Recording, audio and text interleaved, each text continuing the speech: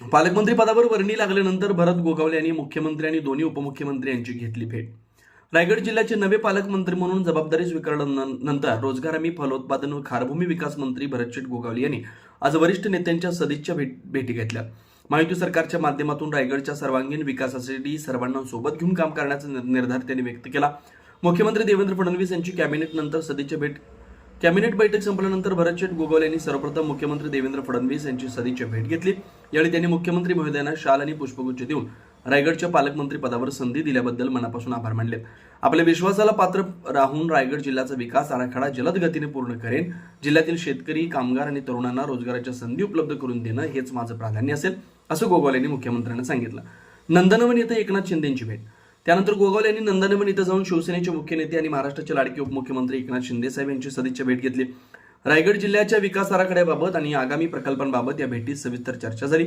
शिंदे साहेबांनी जिल्ह्याच्या पायाभूत सुविधा, रस्ते, आरोग्य आणि रोजगार निर्मितीला प्राधान्य देण्याच्या सूचना दिल्या. त्याबद्दलही गोगावले यांनी आभार मानले. सुनेत्राताई पवार यांची सदिच्छा भेट.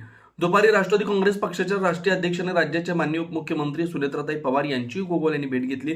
भेटीदरम्यान ते सुनेत्राताई पवार यांनी नवीन जबाबदारीसाठी शुभेच्छा दिल्या.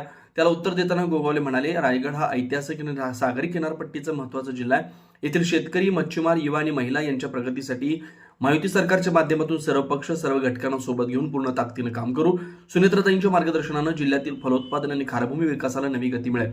पालकमंत्री पदावर वर्णीनंतरची पहिलीच अधिकृत भेटी महायुती सरकारच्या मंत्रिमंडळ विस्तारात भरतशेठ गोगावले यांच्याकडे रोजगार हमी, फलोत्पादन आणि खारभूमी विकास या महत्त्वाच्या खात्यांसोबतच रायगड जिल्ह्याचं पालकमंत्री पद देण्यात आलं. पालकमंत्री म्हणून पदभार स्वीकारल्यानंतरची त्यांची पहिली अधिकृत भेट असल्यानं त्याला विशेष महत्त्व आहे. गोगावले हे रायगडचे माजी खासदार असून जिल्ह्याच्या राजकारण आणि विकास कामांशी त्यांचा दीर्घकाळाचा संबंध आहे. भेटीच्या वेळी रायगडमध्ये सुरू असलेल्या आणि प्रस्तावित असलेल्या विकास कामांना गती देण्यावर भर देण्यात आला. विशेषतः खारपट जमिनींचा फलोत्पादनासाठी वापर, ग्रामीण भागातील रोजगार हमी योजनेची प्रभावी अंमलबजावणी, बंदर विकास आणि किनारपट्टीवरील गावांच्या पायाभूत सुविधांवर चर्चा झाली. या सर्व भेटीमुळे महायुतीतील समन्वय अधिक दृढ झाला असून मुख्यमंत्री, दोन्ही उपमुख्यमंत्र्यांच्या मार्गदर्शनाखाली रायगडच्या विकासाला नवी दिशा आणि गती मिळेल असा विश्वास राजकीय वर्तुळात व्यक्त केला जातोय. ब्युरो रिपोर्ट, तेज मराठी न्यूज, मुंबई.